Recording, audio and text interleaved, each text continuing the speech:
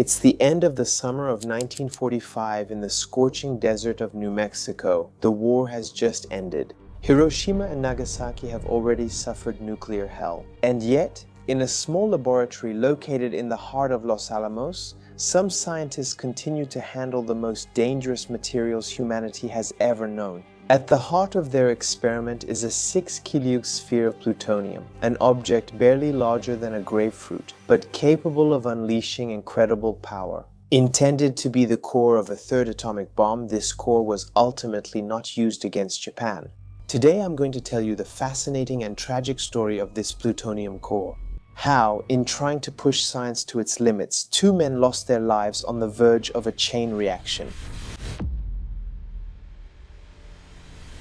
After the bombings of Hiroshima and Nagasaki, on August 6th and 9th, 1945, World War II came to an end. Japan officially surrendered on August 15th. So why, just a few days after the surrender, are researchers still handling plutonium at Los Alamos? In reality, nuclear science was in full swing at that time. A devastating weapon had been discovered, and the American government is already afraid of being overtaken by other powers, especially the USSR. The physicists at Los Alamos are therefore encouraged to understand exactly how far they can go with plutonium. What is the precise point where the mass becomes critical? How can the efficiency of a bomb be optimized? In this context, they conduct criticality experiments. They test at what point a block of plutonium becomes supercritical, that is, capable of sustaining an exponentially growing nuclear chain reaction. We are literally walking a razor's edge. The purpose of these tests? To improve scientific understanding, test monitoring methods, and prepare possible devices for the future. In Los Alamos, a special building is dedicated to these delicate experiments. It's called Omega. Far from the main offices, it is supposed to provide a certain level of isolation, both to protect the environment and to avoid the curiosity of outsiders. The safety protocols at the time, however, seem rather underdeveloped by modern standards. Sometimes plutonium is handled almost with bare hands, just with a few distance rules and a neutron counter to make sure they don't go too far. In this setting, we will witness 2 tragedies a few months apart. The first to fall under the curse of the demon core was Harry Daglian. Only 24 years old, a brilliant physicist, he was working on his criticality tests. Like many young scientists of the time, he was both fascinated by nuclear power and confident in his ability to control it. August 21, 1945, a little after midnight. In the Omega laboratory, Daglian is busy around the plutonium core, surrounding it with blocks of tungsten carbide. These blocks serve as neutron reflectors. By reflecting the neutrons back to the core, they greatly increase the reactivity of the whole assembly. The technique, which is very dangerous, involves gradually adding blocks around the core while monitoring the neutron counter. It's a detector that crackles faster and faster as you get closer to the critical point. The goal? Well, it's precisely to approach the critical point, without ever exceeding it. That evening, Daglian is alone in the room, or almost. A guard or a technician is present, but does not directly participate in the operation. Tired, Daglian realizes that the counter is already crackling a lot. A sign that they're very close to the danger zone, so he's about to pull his hand away. It's at that precise moment that he makes the irreversible mistake. The tungsten carbide brick slips from his hand and falls onto the top of the plutonium sphere. The balance shifts instantly. The core suddenly goes supercritical. A bluish flash, known as a Cherenkov flash, floods the room. For a fraction of a second, the core releases a massive burst of ionizing radiation.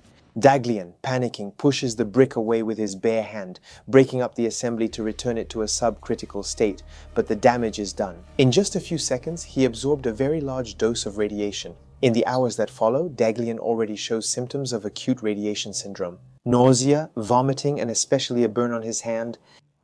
The one that came into direct contact with the core. Taken to the Los Alamos hospital, he remains conscious for several days. He understands that his fate is almost sealed. His body received much more than the lethal dose. The doctors try to limit his suffering, but the medical technology of the time remains very limited when faced with the internal damage caused by a high-intensity gamma ray. His immune system collapses. He suffers internal bleeding, skin lesions appear. In short, his body is slowly destroying itself. After 25 days of agony, Daglian dies on September 15, 1945. The news shocks the scientists at Los Alamos. Officially, the army remains vague about the circumstances, preferring to call it a laboratory accident. But in the hallways, people understand that this plutonium core has just claimed its first victim. Some whisper that the sphere is cursed. 9 months go by. On May 21, 1946, a new experiment is conducted using this same plutonium core. This time, the demonstration is led by Louis Slotin, 35 years old, an experienced physicist known for his composure. He was the one who, during the war, trained other researchers in handling plutonium. Slotin has already been warned about his methods, which are considered too improvised. He has the unfortunate habit of not strictly following safety instructions. For example, he dispenses with safety shims to prevent the core from closing in on itself. His favorite tool is a simple screwdriver, which he slips between the two beryllium hemispheres to prevent them from making full contact above the core. This time, the experiment is different from Daglian's. The plutonium core rests in a hollow beryllium hemisphere, the neutron reflector. On top, the second half of the shell is placed. If they were allowed to close completely, the system would become supercritical. The goal? Bring them just close enough to approach the critical point while avoiding disaster.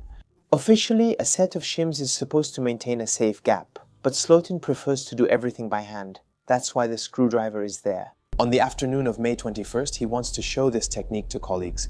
8 are gathered around the table. Everyone holds their breath because they all know that the slightest wrong move could be fatal. Suddenly, the screwdriver slips. The upper shell falls, completely enclosing the core. Instantly, a blue flash lights up the room. The core is supercritical. For a brief moment, it emits a colossal burst. Slotin, in a desperate reflex, immediately lifts the shell to break the configuration. He thus saves his colleagues from excessive exposure, but he himself is directly above the core at the critical moment. He takes the most severe dose. He immediately understands the gravity of the situation. In a faint voice, he murmurs, "Is everyone okay?" "Because I think I'm done for." All the witnesses were in shock. Some were already feeling tingling sensations. A metallic taste in the mouth, even a sensation like a sunburn. Slotin, for his part, is pale and sweating. Within a few minutes, he vomits. A telltale sign of acute radiation sickness. He is rushed to the hospital. The doctors quickly notice the same symptoms as Daglian. Rapid drop in white blood cells, internal burns, fever, and so on. The progression is lightning fast. After 9 days of suffering, Slotin dies on May 30, 1946 in the same room as Daglian.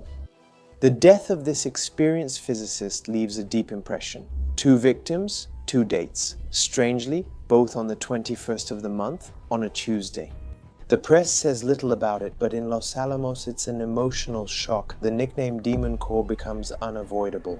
Some believe it's a demonic core that demands its revenge. After 2 fatal accidents, the leaders of Los Alamos have no choice anymore. They impose a drastic tightening of the rules. No more handling with bare hands or with a screwdriver. From now on, all criticality tests will be done remotely with mechanical or hydraulic systems and protective screens made of lead or tungsten to protect the observer. They also avoid conducting these experiments at night or with a reduced staff. The presence of several observers becomes mandatory. This awareness will actually influence the way nuclear research is conducted in all American laboratories and then around the world. So, what will happen to the famous core? Originally, it was supposed to be used for Operation Crossroads, a series of nuclear tests on the Bikini Atolls, but Slotin's death changed everything. On one hand, the core was sterilized by its brief moment in supercriticality. Elements called nuclear poisons formed inside it. On the other hand, its sinister aura made people uneasy. In the end, they decided to melt it down. The plutonium was then blended into other stockpiles. The demon core was thus dissolved. Exorcising its grim reputation, it would never be spoken of again in its original form. The story of the demon core strikingly illustrates the terrifying power of nuclear energy and how easily an incident can occur when caution is lacking. The experiments of Daglian and Slotin, conducted almost on the fly, at least by our current standards, have become iconic examples of what not to do. Louis Slotin was a renowned scientist, trained to perform these complex procedures. Yet, by repeating the same operation successfully so many times, he eventually relaxed too many safety rules. A simple screwdriver separated him from disaster for months until it slipped. In the same way, Harry Daglian was young, ambitious, and thought he had everything under control. But fate played a cruel trick on him. It only took one block falling the wrong way to trigger the reaction. These accidents are a reminder that in nuclear physics, the slightest carelessness can have fatal consequences. It took these tragedies for safety to become a priority, especially in a post-war context where the race for innovation sometimes took precedence over caution. Beyond this simple news story, this account teaches us several things. First, the incredibly delicate power that humanity wields when it approaches nuclear fission. Next, the overconfidence that can arise among these researchers, even though they are aware of the dangers. And finally, the importance of a safety culture that leaves no room for improvisation or personal pride. It's a powerful reminder that behind every scientific discovery lies an immense responsibility. This is how the story of the Demon Core ends. Feel free to share your comments and thoughts. And don't forget, sometimes the line between human genius and catastrophe is thinner than we think. See you very soon for another dive into the twists and turns of history and science.